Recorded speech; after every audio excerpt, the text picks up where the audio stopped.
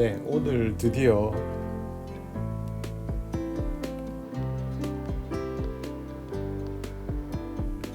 수심 측정입니다. 수심 측정이 낚시를 처음 배울 때 굉장히 어렵게 느껴지는 부분인데 막상 또 낚시를 하게 되면 자꾸 간소화 시키고 싶어 하는 부분이거든요. 저도 실제로 노지 낚시를 다녀보면 간소화를 시킵니다. 솔직히 촬영을 하기 때문에 준비하는 시간들이 자꾸 길어지고 낚시는 하고 싶은데, 그렇게 되면 제가 할 수 있는 한에서 체킹이 됐다 싶으면 간소화를 시키는 경우들이 생겨요. 매번 그런 건 아니지만 저는 그래도 다른 분들보다는 기본기를 철저하게 하려고 애쓰는 사람인데도 불구하고 그렇게 합니다. 실제로 관리터 같으면 이 수심 측정 과정을 정확하게 하는 게 별 무리가 없는데요. 노지 같으면 얘기가 또 달라요. 노지는 각종 변수들이 발생하다 보니까 수심 측정하기가 더 어렵습니다. 바닥도 고르지 않고 잡어들이 괴롭히기도 하고 밑걸림도 심하게 발생하고 온갖 변수들이 발생하고, 또 하나는 투척 좌표도 먼 경우가 많다 보니까 더 어렵죠. 중장척을 가지고 수심 측정한다는 것은 쉽지가 않습니다. 그러다 보니까 실제로 노지 낚시에서 수심 측정을 열심히 하는 사람 찾아보기가 어렵고, 대충이라도 해주면 낚시하면서 체크할 수 있는데 그냥 밥 따라 던지면서 바닥에 붙었나 안 붙었나 적당히 맞추는 그런 애매한 낚시를 하는 분들이 훨씬 많죠. 그렇게 하면 기본기가 쌓이지 않아요. 그래서 저도 복습할 겸 수심 측정 과정을 다시 공부를 하려고 합니다. 사실 지금 이 쳐다공 시리즈를 하게 된 이유가 수심 측정하고도 연관이 있습니다. 자, 수심 측정 한번 해보겠습니다.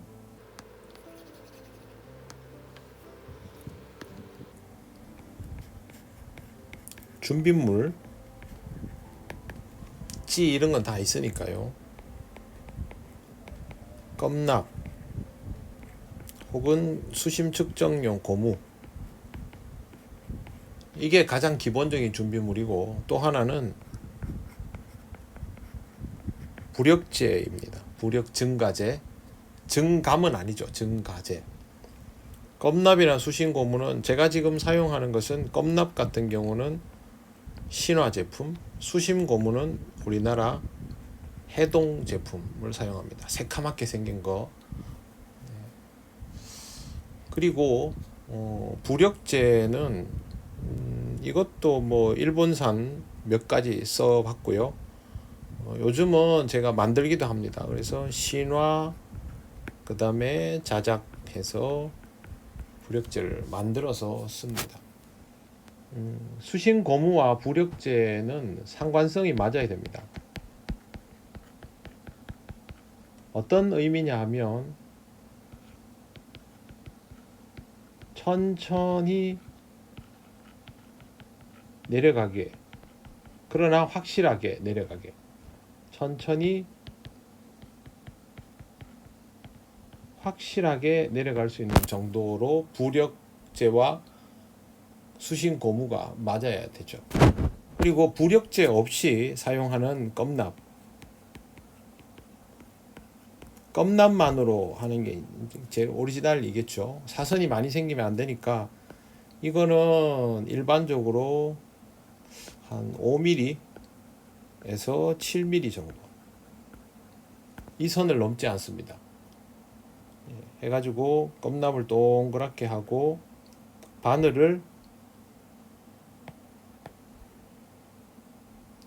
껌납 밖에 딱 이렇게 박히도록, 바늘로 수심이 측정이 되도록 이런 식으로 사용을 합니다. 자, 순서를 해보겠습니다.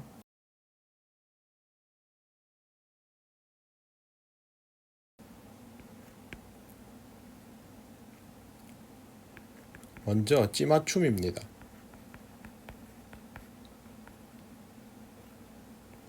무바늘도 가능합니다. 네, 무바늘로 하기도 하는데 무바늘, 빈 바늘 다 상관없습니다. 뭐든지 가능하고 속꽃질이 같은 경우는 빈 바늘로 하는 경우도 많습니다. 찌맞춤을 하는데 중요한 건요, 보통 바늘을 달건 안 달건 바닥에서 30cm 정도 띄워서 띄운 상태로 그렇게 합니다. 찌맞춤은 설명드린 것처럼 11눈금이면 7, 9눈금이면 6, 13이면 8에서 9, 이 정도가 적당합니다. 자, 그 다음에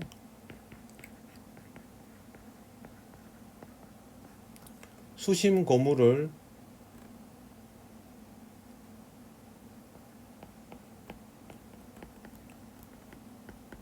수심 고무에 두 바늘을 끼웁니다.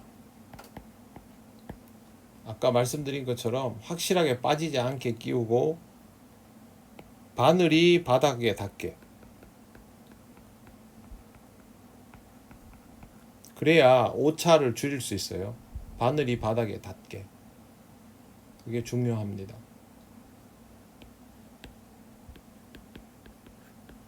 찌를 대략의 위치에 두고 채비를 던집니다. 그래도 이 저수지는 수심이 대충 어느 정도라고 이제 어느 적당한 선을 이제 해보고 던지겠죠. 보통은 이제 거기서부터 맞춰 들어가니까요. 투척할 때는 주의사항이 있습니다.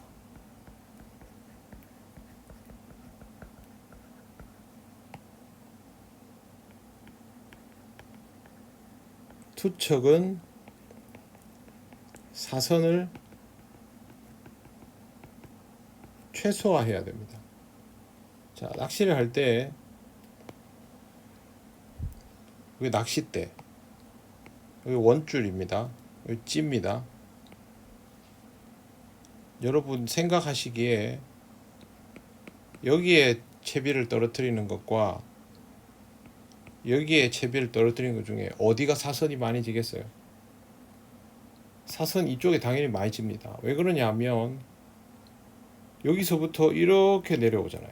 여기는 이렇게 들어오고, 그러면 사선이 별로 안 질 수 있는 건데 여기는 사선이 이만큼 치게 되죠. 그렇기 때문에 뻗어 던지면 채비를 의도적으로 뒤로 당겼다 놔주는 번거로운 작업들을 더 많이 해야 되고, 내가 보기에 별로 뻗어 던지지 않았는데 싶을 때도 나중에 해보면요, 대를 옆구리까지 잡아당겼다 놔주는 작업을 해야 될 때가 많습니다. 투척 후에는 기계적으로 똑같게 하려면 투척 후 대를 옆구리예요. 이게 기계적으로 하는 거예요. 무조건 이렇게. 근데 낚시할 때 이렇게 하기가 어렵고, 이게 또 낚시 떡밥은 또 잡아당기면 떨어질 수도 있잖아요. 그렇기 때문에 수심 측정을 정확히 하기 위해서 투척 후 대를 옆구리에 이걸 기계적으로 하고, 초칭 수심에서 속고할 때는 이런 현상은 없죠. 그냥 놓으면 되니까. 근데 일반적으로 우리가 낚시하는데 초칭 수심에서 할 경우는 별로 없잖아요. 사선이 지지 않도록 하기 위해서는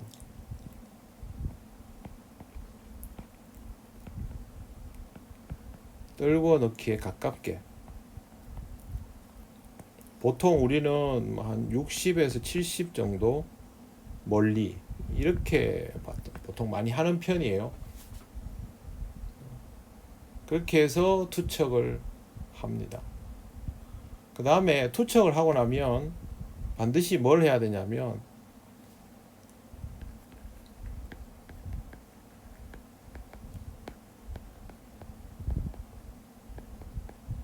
낚싯대를 밀어줘야 돼요. 낚싯대를 앞으로 이렇게 밀어주면 여기에 있던 긴장이 풀어지면서 사선이 없어지겠죠. 자, 낚싯대가 밀어주면 이 찌가 앞으로 이렇게 들어가겠죠. 그죠? 들어가면 들어가는 만큼 이 사선만큼 높아지겠죠. 그래서 낚싯대를 앞으로 이렇게 밀어주면 사선이 줄어들수록 찌의 눈금은 위로 올라가게 돼 있어요. 그래서 투척하고 가만히 내버려두고 나오는 게 그게 수심이 아니에요. 반드시 투척, 그 다음에 채비가 붕 떠 있는 상태에서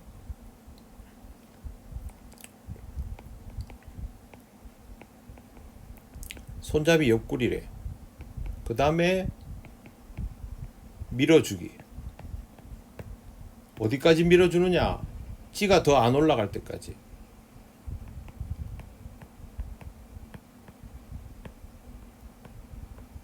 찌가 올라갈 때까지 계속 해줘야 돼요. 그러면 계속 올라간다. 그러면 이 과정을 다시 반복해야 돼요. 어쩔 수 없어요, 이거는. 그리고 이걸 반복할 때마다 1눈금 밑에 검은 마디 있죠? 이거 하고 수심 눈표를 일치. 이게 중요해요. 항상 그렇게 해놔야 돼요. 그래서 던지고 옆구리까지 당겼다가 밀어주면 찌가 올라올 때 멈출 때까지 계속 어느 순간 하다 보면요, 찌가 내가 생각한 것보다 채비가 안으로 많이 들어와요. 낚시 해보면, 수심 재보면. 그리고 대를 밀어줘도 찌가 안 올라옵니다.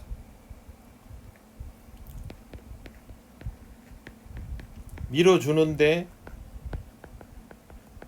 찌가 더 올라가지 않는다. 그럼 해야 될 게 뭐냐 하면 찌의 위치가 실제 낚시 위치인가 그걸 확인해야 돼요. 어떻게 확인하느냐? 낚싯대를 밀고 당겨서 찌가 움직이지 않아야 돼요. 찌가 움직이지 않은, 그러면 맞아요. 자, 보세요. 찌가 이렇게 서 있어요. 바닥에 채비가 다 있고,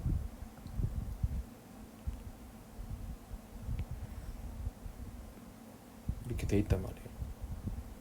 그러면 쉽게, 자, 여기 클램프가 있어요. 클램프, 낚싯대 손잡이. 요 구간이, 요 거리가 실제 낚시 거리잖아요. 그러면 요 위치에서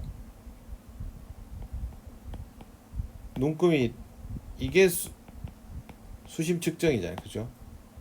근데 실제로 내 눈으로 보기에는 여기 같아도 수심을 재다 보면 찌가 이쯤에 위치하고 있는 경우도 많단 말이에요. 그렇죠? 멀리 있다고, 멀리. 그러면 밀어 넣어보면 이 더 올라와요. 당기면 바로 당겨져요. 바로. 조금의 여유도 없이. 근데 이 자리는요, 움직이지 않아요. 10cm, 15cm 앞뒤로 움직여 봐도 여유가 있다고. 근데 이 자리는 당겨져요. 그 다음에 낚시를 하기 전에 재보면 반대로 여기에 있는 경우도 있잖아요. 그렇죠?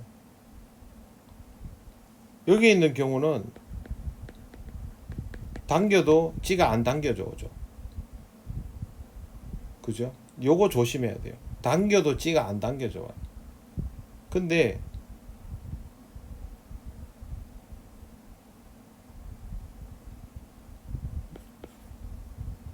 당겨보면 어디까지인지 쭉 당겨보면요, 어디쯤 당겨지는 구간이 나와요. 당겨지는 구간, 이 구간이 10에서 15 정도라야 실제 낚시 위치에 있는 거지. 30cm다, 거기서부터 당겨진다, 그러면 한참 안쪽에 들어와 있는 거잖아요. 그렇기 때문에 보통은 클램프를 중심으로 앞뒤 15cm 혹은 10cm 밀어보고 당겨보고 하면 이게 낚시 좌표구나, 그렇게 나오는 거예요. 이 부분이 굉장히 중요해요. 수심 측정할 때는. 수심을 측정해 가지고 한 눈금 딱 나오게 하는 그게 중요한 게 아니고,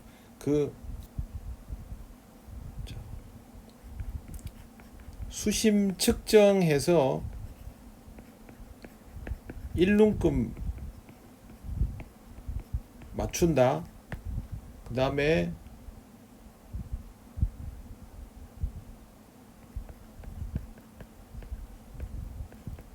일눈금 아래 검은 마디에다가 수심 눈표를 일치시키잖아요. 이렇게 하는데 중요한 건 좀 전에 설명한 것처럼 찌의 위치가 실제 낚시 좌표냐,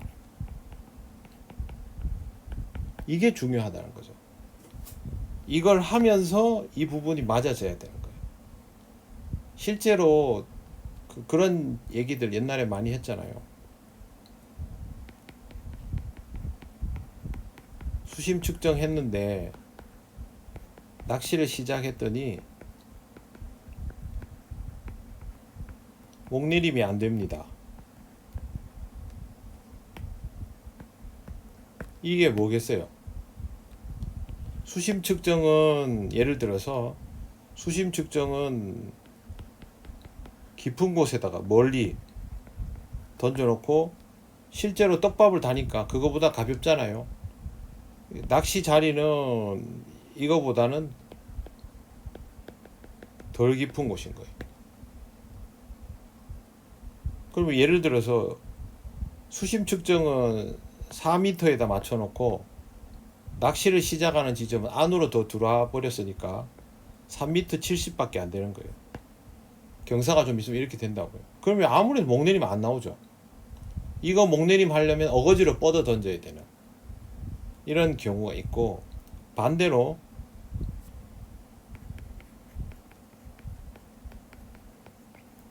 수심 측정을 해가지고 낚시를 시작하니까 목내림이 너무 깊게 나온다. 이거는 내가 수심 측정한 자리는 4m 거리인데 실제 낚시 자리는 4m 한 20 정도 거리에 멀리 들어가는 거죠. 자꾸. 그럼 더 깊으면 목내림 깊게 나오겠죠. 그래서 수심을 측정하는 것만 중요한 게 아니고 수심 측정의 좌표를 정확하게 확인하는 게 함께 이루어져야 수심 측정이 되는 거예요. 이걸 하기 위해서 투척하고 대를 밀어 넣고 당겨보고 유격이 있는지 없는지 확인하고 사선을 줄여주고 나중에 낚시를 해서 수심을 다시 체크해 가지고 확인을 해 가지고 계속 반복을 하는 거예요. 이런 것들을. 이거 조심하셔야 돼요. 낚싯대를 밀어서 찌가 계속 올라오면 사선이 계속 져 있는 거예요.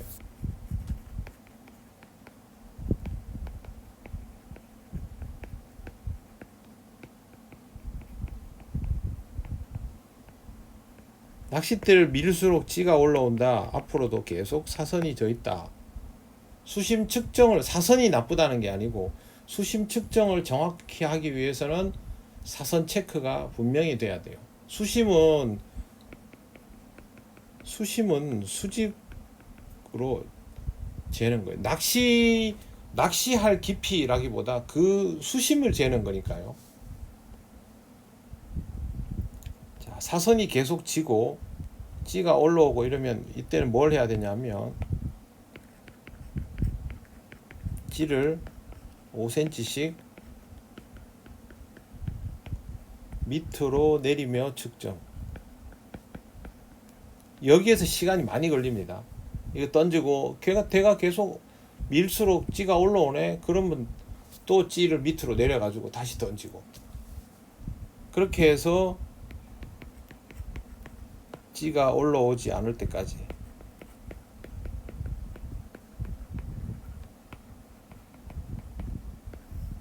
그래서 찌가 멈춰지는 자리가 딱 나오면, 예를 들어서 7눈금으로 맞춰놨는데 찌가 한 4눈금, 3눈금에서 더 안 올라온다. 그러면 여기에다가 그 1번 검은 마디를 맞추면 되죠. 그 다음에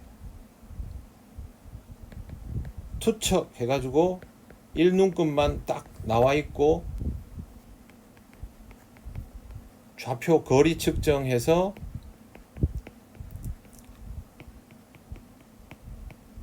앞뒤 움직이고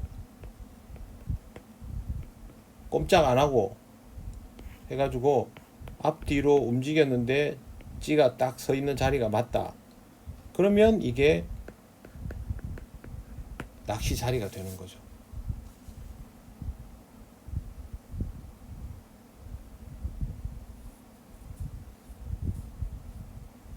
자, 그러면 어떻게 하냐면 여기서 한 번 더 해야 될 게,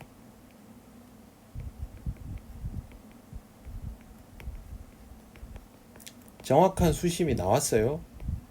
그 수심하고 그 수심의 수심 눈표를 고정을 했고 거기에 1눈금 맞췄죠. 투척했죠. 확인했어요. 회수했습니다. 그 다음에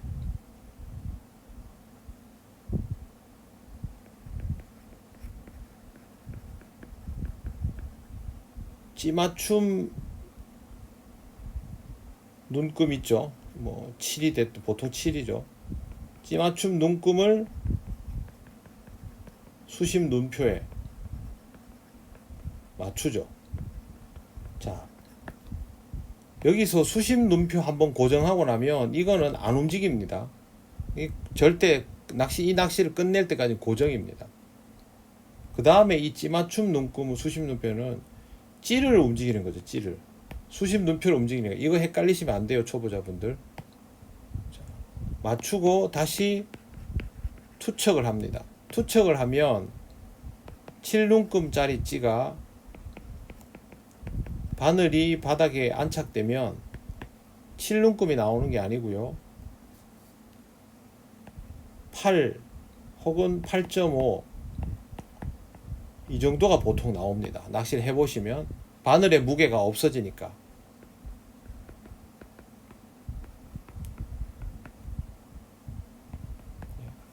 그래서 투척을 해서 7에 했는데 8.5가 나오면 되는 거죠.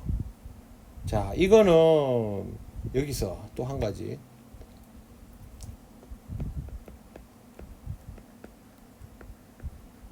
껌납 단체로 투척하면 7입니다. 7. 그냥 줄이 팽팽하게 그 찌맞춤, 그러니까 껌납을 단체로는 찌맞춤 이런 게 필요가 없는 거예요. 그거는 그냥 작용을 안 해요. 그게 아니고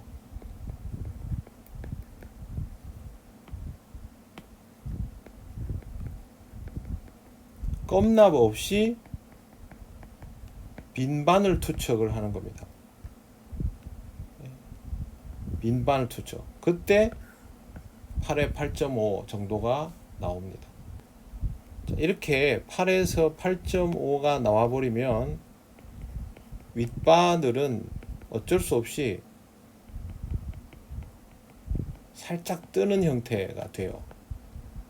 속구찌리는 두 바늘을 안정적으로 안착시키면서 구사를 하니까 여기에서 쭈라시를 최소 2에서 3cm 주고 두 바늘을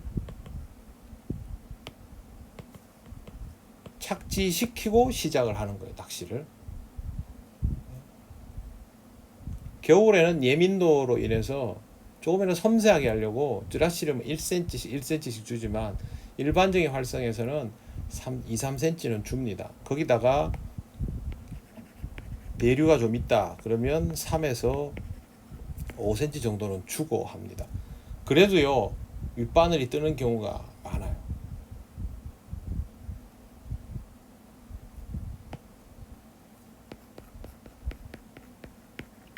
수심 측정은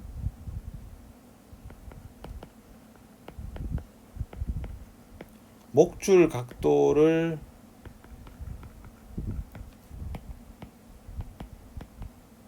절묘하게 맞추려고 하는 작업이 아닙니다. 그건 내림이고, 떡붕어 낚시에서의 수심 측정은 타나 잡기입니다. 바닥에 채비를 확실하게 붙이고 시작하자.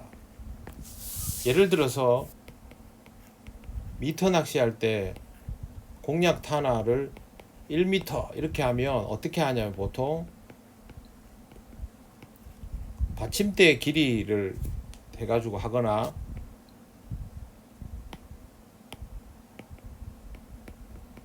목줄자 1m짜리를 하거나, 이걸로 딱 맞춰가지고 수심을 정해놓고 낚시를 하잖아요. 이게 타나 잡기예요. 이것처럼 속고도 바닥이라는 타나를 확실하게 고정하고 시작하자, 이거예요. 그 다음에 여기서부터 뭐 쭈라시를 줄이든 뭐 늘리든 응용을 해 들어가는 거죠. 그게 수심 측정의 이유예요.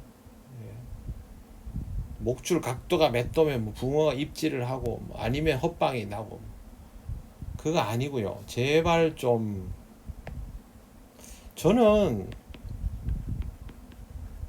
목줄 각도 운운하는 거 보면 기가 차요. 왜 기가 차냐 하면,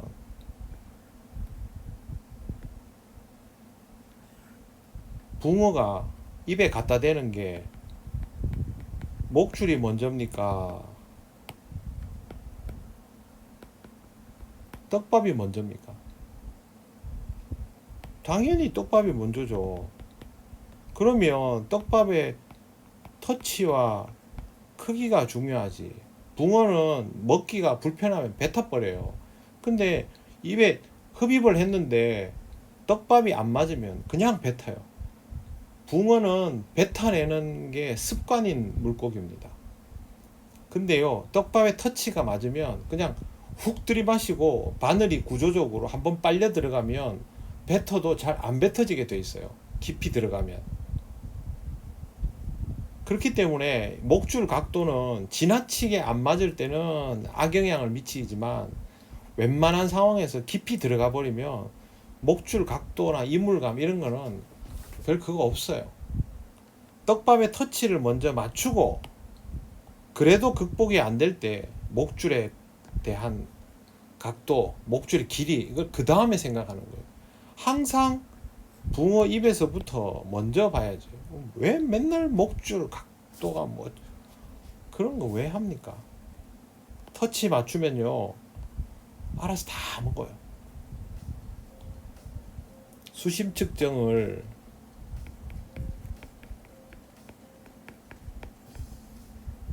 이게 중요합니다. 중요. 그러나 이것을 이 낚시에 절대적인 것으로만 생각하지 마시고, 출발점, 스타트 라인이라고 생각하세요. 예.